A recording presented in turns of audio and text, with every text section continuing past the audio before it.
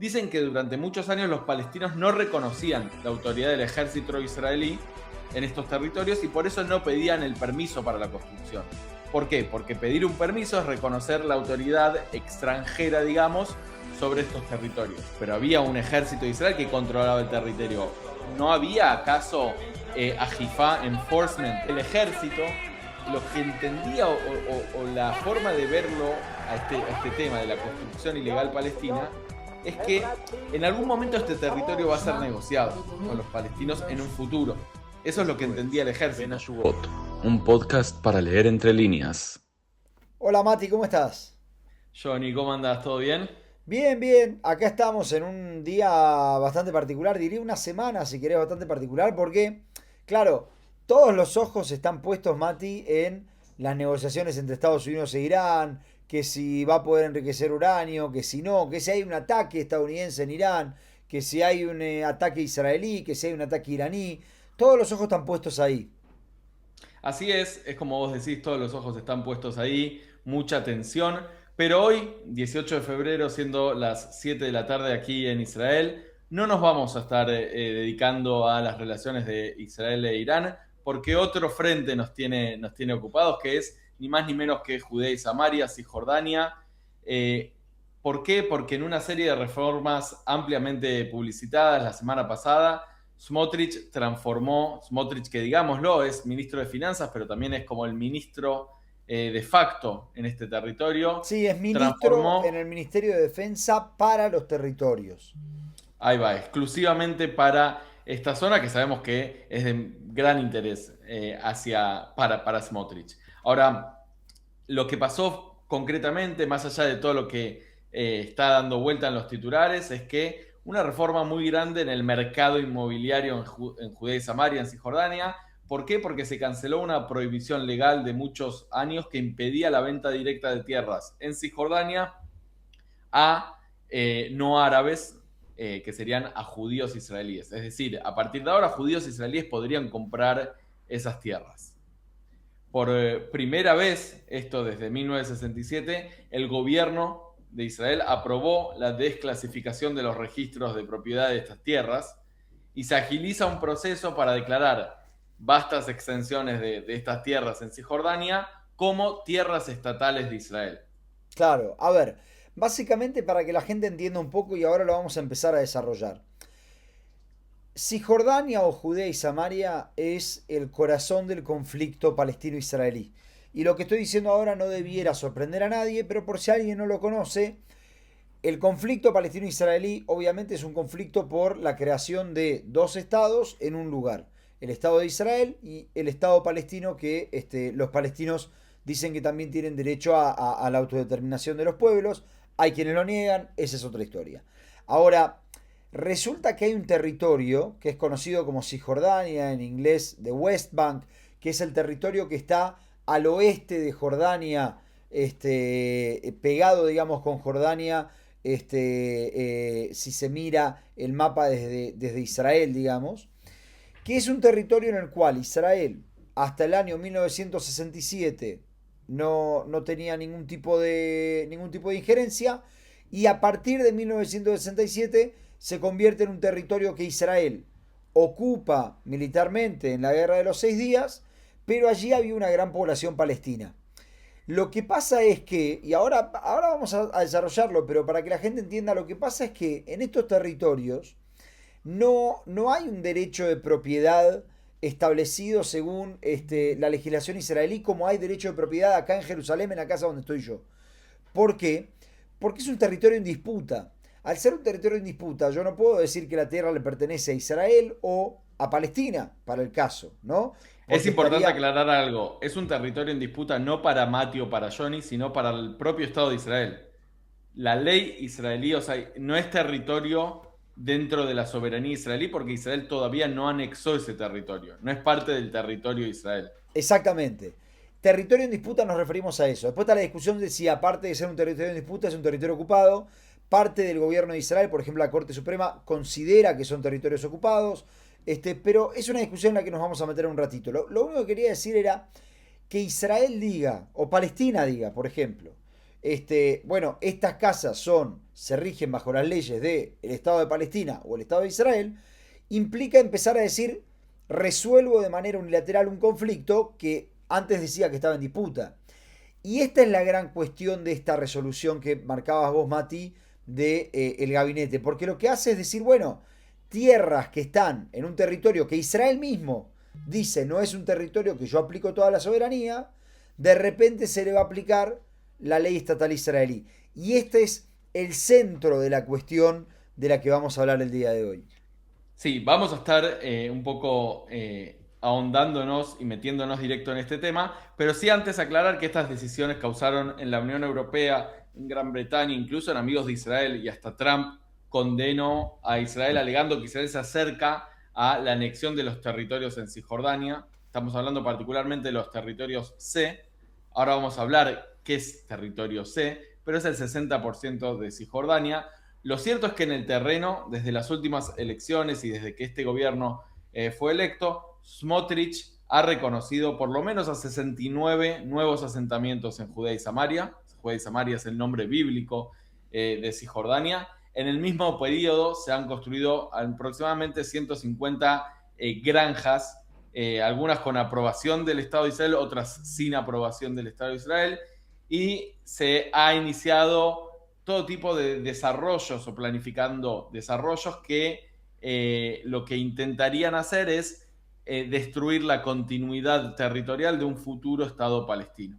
Ahora vamos a hablar un poco de la historia para entender en qué contexto se dan estas medidas tomadas, y creo que es muy cierto empezar por la guerra de 1967. En la guerra de 1967, más conocida como la Guerra de los 6 días, Israel recupera, conquista, toma en posesión, que cada oyente utilice el término que quiere, pero lo cierto es que Israel toma el control de Judea y Samaria, de Cisjordania. Y ahí Israel pasa a ser el responsable de la planificación y la construcción, y el cuerpo que va a estar dentro de tomar la responsabilidad del terreno es el ejército. ¿Por qué, Johnny, el ejército? Bueno, por una razón bastante lógica. El territorio es un territorio ocupado que Israel dice me pertenece, pero ¿por qué se lo llama Cisjordania? Porque en ese lugar Israel dice acá no había otro país, no había otro estado. Y en ese sentido viene el ejército que ocupa un territorio y dice yo no voy a anexar, el Estado de Israel dice yo no voy a anexar este territorio, yo lo voy a administrar al territorio este a través de un organismo militar. Ese organismo militar que se crea en el año 1967 es lo que en inglés se conoce como el COGAT, que es justamente el organismo que coordina la actividad en los territorios. Literalmente esta es la traducción de la palabra COGAT en inglés, se lo conoce como En COGAT. hebreo es las rayetebot, las siglas son Matpash, Metaem, Peulot, Shelam Memshalá, Shetahim. El, Exacto, eh, el el, coordinador de el, actividades del gobierno en los territorios. El hecho de que se utiliza la palabra territorios es muy interesante porque no se dice Judea y Samaria como se trata de decir hoy, como que ese siempre fue nuestro, y se reconoce que son territorios extraños a la soberanía de la tierra del Estado de Israel.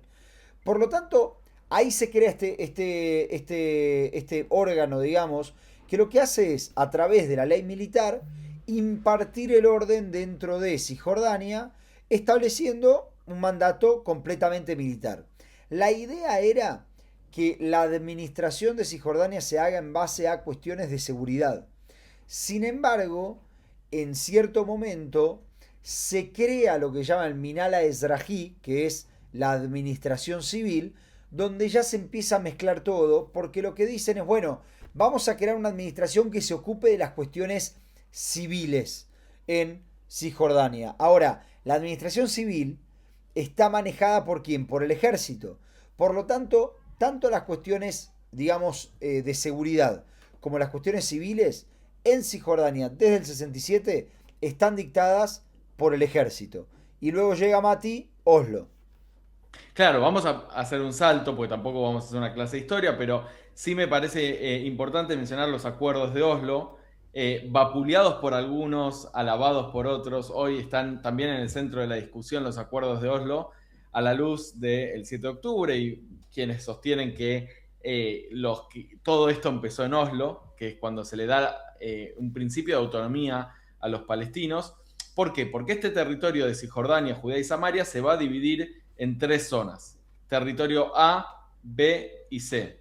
Y como pueden ver en la imagen que estamos poniendo ahora en pantalla, van a ver que no es una continuidad territorial muy grande. Estamos hablando de diferentes enclaves en diferentes zonas. Los territorios A son territorios que van a estar controlados administrativamente, civilmente y militarmente por la autoridad palestina. Caso Ramallah, la capital. Caso Jericó, por ejemplo. Las zonas B son zonas que van a estar controladas políticamente por Palestina y militarmente por Israel. Y zona C va a estar controlado política y militarmente por Israel. Como pueden ver en el mapa, la zona C es el 60% de Cisjordania, de Judea y Samaria, por lo cual la zona C tiene una importancia muy grande. Y acá hay que decir algo más. No solo ustedes al ver estos distintos enclaves que se encuentran en distintas partes, lo que podemos evidenciar es que es inevitable la fricción entre la población israelí y la población palestina en ese territorio. ¿Por qué? Porque para ir de un lugar a otro, de una aldea palestina a otra o de una aldea israelí a otra, es casi inevitable cruzar por aldeas palestinas. Sí, Mati. Y aparte quiero marcar una cosa, primero que es muy importante entender. Sé que lo que voy a decir es medio tonto, si se quiere, o medio obvio, pero a veces está bueno lo obvio tirarlo también afuera para que se entienda. La fricción es natural teniendo en cuenta que hay dos naciones en estas tierras que ambas reivindican el derecho a que esa tierra también es mía. O sea, no la que yo estoy, sino la que vos estás. Entonces, claramente hay palestinos que dicen, donde yo estoy, esto es mi tierra, yo nací acá, no fui implantado. Yo nací, llevo generaciones acá y vienen judíos, me sacan mis tierras y me echan de mi lugar de nacimiento. Y los judíos, por otro lado, dicen, mirá, esta es una tierra nuestra, bíblicamente, históricamente fue nuestra. Por lo tanto, nosotros queremos quedarnos acá y esta tierra nos pertenece. Esa tensión que yo estoy marcando ahora es justamente la que genera estas cuestiones. Entonces, la primera pregunta, de nuevo, para ir a lo tonto y a lo obvio, que se puede hacer cualquier oyente, es, bueno, pero Johnny, Mati, entonces, ¿por qué directamente no solucionamos el tema? O que Israel anexe y se queda con todos los territorios, o que Israel entregue los territorios y se haga un Estado palestino. Y ahí está el secreto del COGAT y de este gobierno desde el 67, y ahí está la necesidad por la que Oslo vino a aparecer, digamos. Porque Israel dice, mirá, yo no puedo anexar el territorio, porque sería contrario a derecho internacional, pero tampoco porque no quiero gobernar la vida de estos palestinos. No me interesa a mí en este momento. Y entonces vino Oslo y dijo, bueno, pará, vos no tenés que llegar a un Estado palestino hoy. No tenés que llegar a un Estado palestino hoy. Vos lo que tenés que hacer es básicamente aceptar que haya ciertos lugares donde hay un cierto nivel de autonomía para ciertos sectores. Entonces, Israel tiene cierto nivel de autonomía en las zonas C, por ejemplo, que es el 60%, pero en la zona A hay un nivel de autonomía muy grande para la autoridad palestina. Ahora, quiero marcar algo. La seguridad de la que es responsable en la zona A la autoridad palestina es la seguridad interna. Porque la seguridad externa, y esto hay que entenderlo porque también es parte de este conflicto, la seguridad externa siempre es o está a cargo de Israel, en todos los 3 territorios. Esto es algo que no fue acordado en Oslo. Ustedes sabrán todos muy bien que Oslo quedó vivo casi que como un monstruo porque no tiene cabeza, no tiene brazo izquierdo. O sea, hay distintas interpretaciones de Oslo. No nos vamos a meter con eso por ahí. No prometemos nada, pero Arie Kachovitz, el profesor que nosotros hicimos un capítulo con él, más relacionado con Gaza, él es un experto y tiene 2 papers publicados sobre Oslo y cuál fue la interpretación israelí, la interpretación palestina y por qué fracasó. Por ahí lo podemos dejar para otro capítulo. Exacto. Lo que yo quiero marcar es esto. Hoy tenés imaginémonos 2 fuerzas, ¿ok? Una es, ahí voy, ahí. Una es la autoridad palestina y otra es el Estado de Israel, ¿ok? Y cada una tiene su zona de influencia, la zona A y la zona C. Ahora, la autoridad palestina, si quiere generar un Estado, ¿qué es lo que necesita? Generar cierta continuidad territorial, si quisiera generar un Estado en todo Cisjordania, generar cierta continuidad territorial en todo lo que es Cisjordania, por lo menos la suficiente como para poder decir los judíos están implantados y no son estos. ¿Qué es lo que tiene que hacer Israel? Si Israel quisiera quedarse con Cisjordania, tiene que generar la suficiente continuidad territorial, no ya para reclamar soberanía propia, sino para evitar la soberanía del otro. Y ahí es donde está la pelea el día de hoy. Ahí va. Y en ese sentido, me parece que nos podemos adentrar un poco en los argumentos de Smotrich, que son los argumentos que sustentan estas nuevas medidas. Y Smotrich tiene una postura bastante particular. Ahí lo que dice Smotrich es que los palestinos construyen ilegalmente, fijan hechos en el terreno y quieren controlar todo este terreno. Acá hay que explicar algo. Quienes saben de este tema y los analistas y expertos dicen que durante muchos años los palestinos no reconocían la autoridad del ejército israelí en estos territorios y por eso no pedían el permiso para la construcción. ¿Por qué? Porque pedir un permiso es reconocer la autoridad extranjera, digamos, sobre estos territorios. Entonces, y hay que explicar algo más. En este terreno Israel heredó la ley jordana, que este terreno era antes de Jordania, que lo que requiere es permisos de construcción.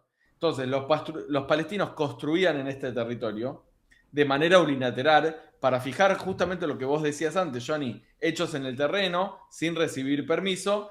Y fijar hechos en el terreno significa ir conectando las distintas aldeas palestinas que, como mostramos en el mapa anterior, están como en cantones de diferentes enclaves, ir conectándolos para después tener esta tan aclamada continuidad territorial de un futuro Estado palestino. Sí, que entonces, es lo mismo que explicábamos antes de las 150 granjas que se aprobó en el tiempo de Smotrich, el corredor E1, es exactamente lo mismo. Por eso a mí me interesa que lo comparemos, para que la gente entienda que acá hay una tensión porque son dos perros por un hueso, como en el juego. Sí, y lo que parece interesante también mencionar es que durante muchos años, porque uno dice, bueno, los palestinos construían sin permiso, pero había un ejército de Israel que controlaba el territorio. ¿No había acaso Ajifá, enforcement, sí, supervisión de eso? Supervisión. Bueno, de hecho... Entonces, sí, no. A lo que voy con esto es que el ejército, lo que entendía o la forma de verlo a este tema de la construcción ilegal palestina, es que en algún momento este territorio va a ser negociado con los palestinos en un futuro. Eso es lo que entendía el ejército. Por eso, si hay una construcción ilegal, después vemos, porque el territorio es muy grande y igual lo vamos a negociar. Y de hecho ahí se llega a Oslo. Ahora, esto estamos hablando en los años 90. Hoy, 2026, yo no podría decir que esa es la visión del ejército. Definitivamente no es la visión del ejército. Y mirá, tenemos algunos datos del propio ejército de Israel que me parece que marcan un poquito las cosas que estamos marcando. Porque, fíjense, en 2024, estoy hablando del año 2024, de 1.114 permisos de construcción palestinos, solo 3 fueron aprobados. Año 2024. Hay quienes dicen, por ejemplo, como bien vos decías, Smotrich, que la construcción ilegal palestina es tolerada durante años por Israel. Pero miren este dato. De 1.000 órdenes de demolición de palestinos, se ejecutaron 850. De 280 órdenes de demolición para judíos, estos son los puestos de avanzada, etcétera, etcétera, se ejecutaron 39. O sea, un 85% de efectividad contra palestinos y algo así como un 15-12% de efectividad contra los judíos. A ver, lo que claramente estamos evidenciando acá es un proceso en donde, como vos decías antes, dos perros por un hueso, pero claramente hay una distinción entre la política tomada por la administración israelí en los territorios para con los israelíes y para con los palestinos, en el sentido de aprobar o no aprobar estos puestos construidos sin la aprobación del ejército. Ahora, claramente Smotrich particularmente desea la anexión de Cisjordania. Por eso, él particularmente no le interesa que exista esta administración militar del terreno. Él lo que le gustaría es ver a los ministerios de Israel gobernando sobre Cisjordania como se gobierna sobre Petah Tikva, Rehovot o cualquier ciudad israelí. El problema es que eso implicaría una violación al derecho internacional y una anexión. Una anexión. Pero la infraestructura legal creada por Smotrich parece muy interesante para entender cuál es el sustento y la infraestructura en la cual se construye todo este sistema que estamos hablando de ir tomando posesión de distintos terrenos en esta zona. Smotrich nombra a un vicedirector de la administración civil que mencionábamos antes, que en la práctica no depende del ejército, sino que depende de la autoridad de asentamientos, que a su vez depende del Ministerio de Defensa. Por primera vez en la historia, Mati, por primera vez en la historia, lo que hizo, el gran cambio que hace Smotrich, es nombrar a un civil que ya responda a las directivas del gobierno y a la ideología del gobierno, y no necesariamente al ejército. Y acá quiero marcar esto que decíamos antes. ¿Por qué? ¿Cuál es la diferencia? Uno dirá, pero el ejército es del gobierno. El ejército, un brazo ejecutor del gobierno. Claro, pero hay una diferencia. Mientras el ejército esté ahí, mientras sea el ejército el que toma las decisiones debieran ser tomadas de acuerdo a cálculos relacionados con la seguridad de Israel. Cuando ya hay una persona civil ahí, las decisiones se toman en base a cálculos políticos. Y eso es un cambio tremendo en un territorio que Israel mismo dice que está en disputa y que, podríamos decir, está ocupado militarmente. Lo que sucede en la práctica es que el ejército pasa a ser un mero brazo ejecutor. ¿Por qué? Porque el ejército tiene responsabilidad, como cualquier ejército, sobre la seguridad de los ciudadanos israelíes, pero no tiene autoridad para aprobar o rechazar asentamientos. ¿Qué pasa esto? Vamos a la práctica. En la antigüedad, en el 1970, por ejemplo, era el ejército que decía, mira, acá se puede poner un asentamiento, acá no, porque es peligroso, porque acá hay tantos población palestina, acá sí, acá no, y aprobar o no, o rechazar los permisos de construcción.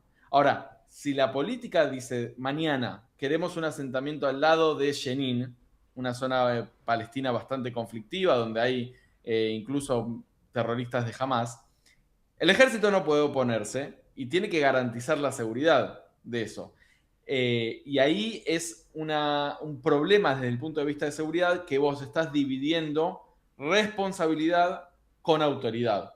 Entonces el ejército tiene que hacerse cargo responsablemente de la seguridad de puestos o de asentamientos que no tiene la autoridad para aprobar o rechazar. Y ese es justamente el cambio, Mati, por el cual muchas personas están diciendo que lo que estamos viendo es una anexión de facto. Ahora, hay que marcar algo.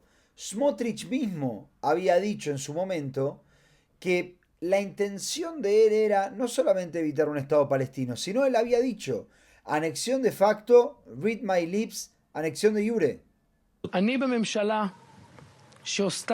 עושה מה שלא עשתה אף ממשלה בעבר עשרות שנים בהתיישבות. לא הייתה ממשלה טובה יותר. אבל אם זו הייתה הממשלה של בנט, שהיו מדברים על הסכם על מדינה פלסטינית, אתה היית מדבר אחרת. הממשלה שלנו מתנגדת למדינה פלסטינית. קיבלנו החלטה כזאת בממשלה, העברנו החלטה כזאת בכנסת בקונצנזוס אדיר של למעלה מ-100 חברי כנסת. הממשלה שלנו השבוע הודיעה שהיא מתנגדת חד משמעית למדינה פלסטינית. היא פועלת בשטח בהיקפים חסרי תקדים, בכמות ובאיכות, קודם כל לריבונות דה פקטו ובעזרת השם read my lips גם לריבונות דה יורה. אנחנו מורידים מהשולחן את הסכנה הנוראה ואת האיוולת הנוראה שנקראת מדינה פלסטינית. עושים את זה אגב המתיישבים, החלוצים הגיבורים, ואנחנו גאים, ואורית עושה את זה יוצאת מן הכלל, גאים על הזכות להוביל את התהליך הנפלא הזה. Lo que él está diciendo claramente es que en el terreno estamos cambiando la realidad y que probablemente en el futuro quizás hasta legalmente lo anexe Israel. Ahora, me parece interesante, Johnny, algo que es, a diferencia de otros temas que son controversiales en el conflicto palestino-israelí, fíjate que acá se da algo muy interesante.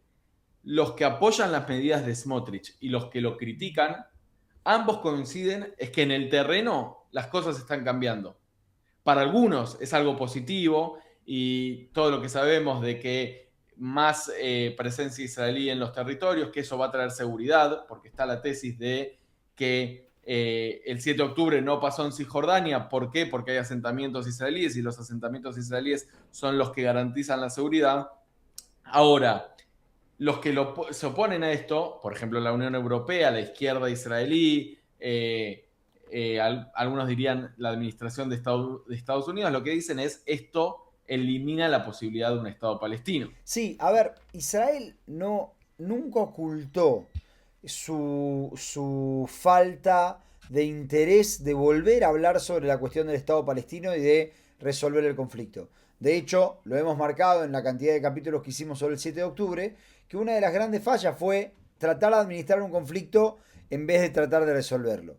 Ahora, es muy interesante porque ninguna administración, mucho menos un ministro en particular, se animó de esta forma a desafiar de manera tan clara lo que, vamos a llamarlo así, el status quo, el arreglo que había hasta ahora entre las partes, que era que hay ciertas cosas que no se tocan. Israel siempre incentivó, a ver, la alía hacia los territorios, comprar una casa es mucho más barato, se armaron comunidades nuevas. Israel siempre lo incentivó esto, pero la forma en la que se hacía era una forma mucho más por debajo. Lo que está sucediendo ahora es que evidentemente Israel está preparado para decirle al mundo, mirá, yo estoy dando los pasos necesarios porque creo que este resultado no es un resultado aceptable, el resultado de la creación de un Estado palestino.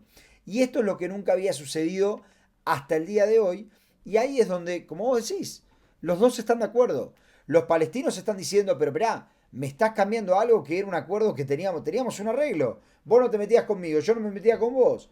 Y ahora los judíos también están diciendo, está cambiando esto, pero está cambiando, como vos decías, para bien. Entonces, no discuten en lo que está sucediendo. Y eso es lo interesante. No discutimos en los hechos. Discutimos en la interpretación de a quién afecta y a quién no estos hechos.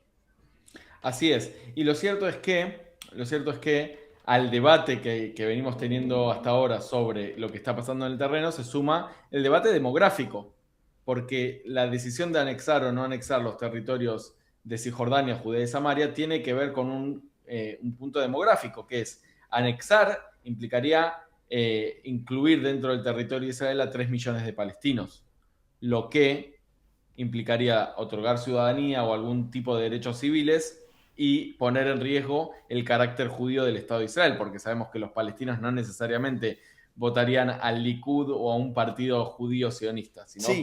votarían a un partido árabe. O no darle ciudadanía y poner en riesgo la cualidad democrática del Estado de Israel. Porque implicaría gobernar sobre personas que no tienen el mismo derecho por tener una religión o una nación distinta a la mayoría. Sería muy problemático. Entonces creo que este debate, creo que también es algo que se debe tener en cuenta a la hora de hablar de, más allá de la condena internacional, del derecho internacional y de demás factores que se deben tener en cuenta, el debate interno de qué es lo que Israel desea y aspira de acá a 50 años. Si Israel quiere seguir siendo un Estado judío y democrático, que creo que la mayoría de los israelíes está ahí, está en esta visión de Israel es un Estado judío y democrático. Ahora, creo que al debate de las cuestiones de seguridad, las cuestiones de derecho internacional, se tiene que sumar el debate de la idea misma del sionismo, que es la creación de un hogar nacional judío en la tierra de Israel, en la cual se respeten los derechos de todos sus ciudadanos. Sí, el problema es que primero quiero meterme con la cuestión del debate de seguridad porque me parece muy importante. Desde el 7 de octubre, y por eso decía que me quiero meter con el tema de seguridad, desde el 7 de octubre en la sociedad israelí creció esta idea de que es necesario el control de ciertos territorios para que no me vuelva a pasar lo que me pasó el 7 de octubre. Entre paréntesis, esto hay que marcarlo, no hay ningún tipo de informe que demuestre que hay una conexión real entre la salida de Gaza y lo que sucedió el 7 de octubre. No hay ningún informe que diga que se podría haber evitado el 7 de octubre si todavía había asentamientos judíos dentro de Gaza. Al contrario, diría, los informes hablan de otro tipo de fallas que nada tiene que ver con la presencia judía dentro de la Franja de Gaza. Sin embargo, desde el 7 de octubre algo sucede en la sociedad. A ver, Smotrich lo dice de manera muy clara, ¿no? Tenemos que estar ahí. También lo dice Oritztruk o Ben-Gvir. Pero en la oposición también sucede, porque Naftali Bennett también hace poco decía: puedo asegurar que el 70% de los palestinos de Gaza y Cisjordania, Judea y Samaria, de hecho él, es muy interesante, no dice ni Cisjordania ni Judea y Samaria, dice la autoridad palestina. Interesante, pero dice: puedo asegurar que el 70% quieren matar a todos los israelíes, basándose en nadie sabe qué. Lo que quiero decir es, se generó esta idea de que desde el 7 de octubre definitivamente no podemos ser vecinos. Sin embargo, hay una gran pregunta. Punto número 1, si realmente no podemos ser vecinos, entonces no te queda otra más que ir hacia el proyecto de asentar esas zonas para anexar. Pero también te tenés que preguntar, creo yo, si esta idea de que no podemos ser vecinos es una idea real o es algo que se está alimentando sin una base real.